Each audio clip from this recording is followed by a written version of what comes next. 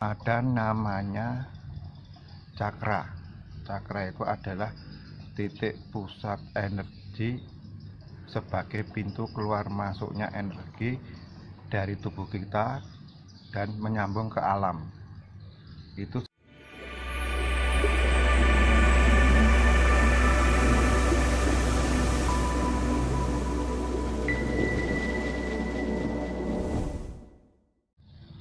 Assalamualaikum warahmatullahi wabarakatuh. Jumpa lagi di channel Ginau. Selamat datang. Bagi yang belum subscribe, silahkan subscribe karena subscribe itu gratis dan kita bisa berlangganan gitu ya. Jadi kalau kalian suka dengan storytelling pengalaman hidup tentang spiritual, silahkan klik subscribe. Kali ini kita akan bercerita tentang pengalaman ya, mempelajari energi spiritual. Jadi di Pramerta itu seperti banyak perguruan yang lain ya. Jadi perguruan tenaga dalam itu mirip, jadi jurus-jurusnya mirip guys. Jadi silakan nanti diamati ya. Jadi misalkan jurus pertama itu biasanya dari bawah ya, dari sekitar kemaluan. Itu adalah kalau kalian mengamati, saya sebenarnya juga nggak tahu dari awal-awal juga nggak tahu. Saya yakin yang lain juga nggak tahu. Nah, murid-murid yang lain juga nggak tahu. Tapi ketika saya belajar tentang energi di buku-buku, ternyata itu ternyata itu energi itu memang ada di sepanjang tulang ekor manusia. Tulang ekor, bukan tulang punggung ya. Pokoknya tulang ekor, tulang punggung sampai yang itu ya, yang sini.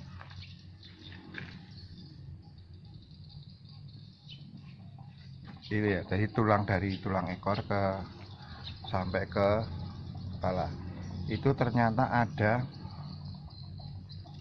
ada namanya cakra. Cakra itu adalah titik pusat energi sebagai pintu keluar masuknya energi dari tubuh kita dan menyambung ke alam. Itu sejumlah 7 yang utama ya. Silahkan nanti dicari. Itu ada 7. Dan dia yang tulang ekor itu satu. Biasanya semua perguruan tenaga dalam itu tetap awalnya dari bawah, nggak mungkin dari sini ya. Misalkan dari sini atau dari sini yang cakra mahkota itu nggak mungkin, karena memang urutan dasarnya adalah yang pertama itu adalah tulang ekor. Nah itu teknisnya macam-macam, jurusnya macam-macam atau bentuk jurusnya macam-macam. Itu sebenarnya yang diolah adalah energi cakra kita. Nanti cakra 1 ya di tulang ekor, cakra 2 di atasnya, cakra 3 di atasnya lagi, cakra 4 mungkin di sini ya, cakra ke-5, cakra ke-6, cakra ke-7, cakra mahkota. Itu yang diolah semuanya itu. Jadi di cakra 1 misalkan itu ada warnanya ya, setiap pintu energi atau cakra tadi itu ada warnanya. Kalau dari bawah itu cakra 1 biasanya jurus 1, atau yang perguruan tenaga dalam yang lain mungkin ngarani apa lah, atau menamakan apa gitu. Itu tetap namanya yang diolah adalah cakra pertama, warnanya merah. Jadi yang keluar di sekitar tubuh kita itu dinamakan aura kalau ada warnanya ya. Jadi di cakra 1 itu warnanya merah, cakra 2 itu di sekitar kemaluan ada warna oranye, dan seterusnya sampai ke cakra mahkota itu warnanya kuning atau kuning keemasan atau putih. Jadi dari situ kita bisa mengamati ya. Jadi dari cakra ini saja, dari cakra-cakra ini saja kita sudah bisa membaca karakter orang. Jadi misalkan kalau saya dulu ketika mengolah jurus-jurus ini ya, terus dirasakan dengan meditasi. Oh, yang besar yang mengalir kemana, energinya tadi yang mengalir kemana, itu kita bisa merasakan. Nah, ketika pengen ngerti kita itu karakternya di mana, itu biasanya akan kita meditasi lagi, terus merasakan energi yang paling besar setelah semua diolah. Itu yang paling besar yang mana? Kalau misalkan energi yang besar itu cakra 1, berarti kita tipe orang fighter. Fighter ini mungkin ya kerjanya mungkin outdoor ya, kerjanya outdoor, senang fisik, olahragawan dan seterusnya. Tapi kalau saya pribadi itu di cakra keempat, itu cakra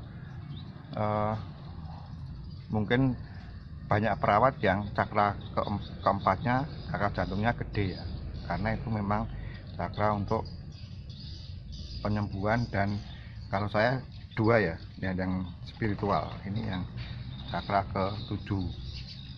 Nah, itu jadi setiap orang akan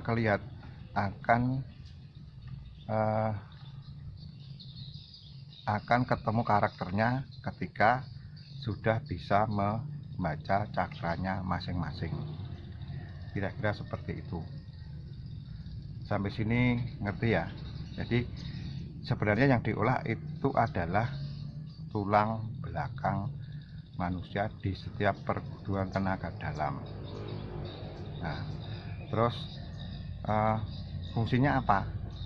Fungsinya yang pertama untuk kesehatan, yang kedua untuk, kalau yang saya rasakan ya itu untuk feeling. Ketika kita sudah kebuka cakra-cakranya, kita bisa membaca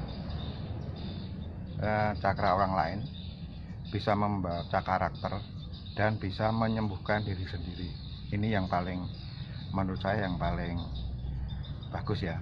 Bahkan kalau kita sudah mumpuni, itu bisa menyembuhkan orang lain, baik dari jarak dekat maupun dari jarak jauh. Ya, silahkan kalau mungkin ada agak bingung tentang penjelasan ini, silahkan tulis komentar ya, komentar di video ini. Oke guys, gitu aja. Terima kasih. Assalamualaikum warahmatullahi wabarakatuh.